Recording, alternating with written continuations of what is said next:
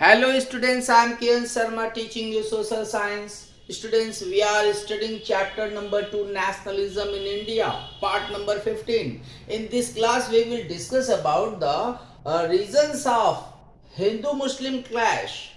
Students, after the decline of non-cooperation movement, a large sections of Muslims felt separated from the Congress. You know, the Khilafat movement happened in 1920, and students Muslims took more interest in this Khilafat movement because of the protecting the powers of his spiritual guru Khalifa of Turkey. Students, from the mid of 1920, the Congress came to be more visibly associated with openly Hindu religious nationalist group like Hindu Mahasabha.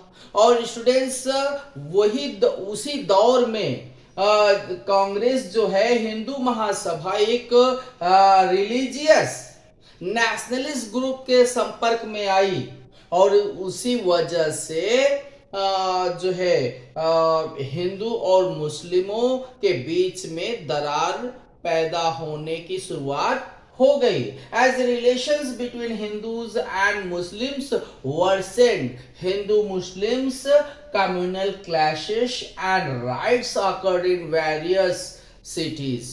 और जैसा कि हिंदू और मुस्लिमों के बीच में संबंध खराब होते गए और जगह जगह हिंदू मुस्लिमों के बीच में सांप्रदायिक दंगे और विवाद बढ़ता चला गया.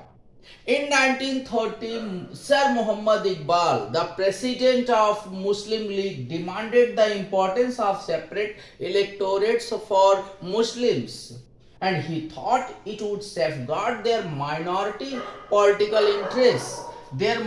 Minority political interests. Students, Sir Muhammad Iqbal, he was a great politician of Muslims community, and students he demanded separate electorate for Muslims. Sir Mohammad Iqbal का मानना था कि हिंद मुस्लिमों के लिए अलग से निर्वाचन व्यवस्था की जाए.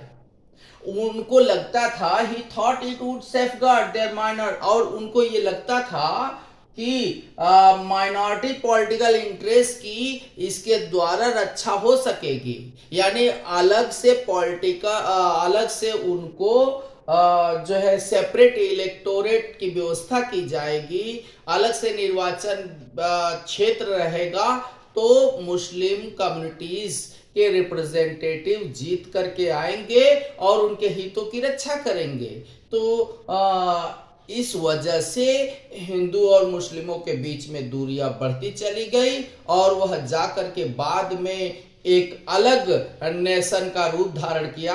As we know this was Pakistan. Okay students, we will discuss it more about in next lecture. Okay, thank you students.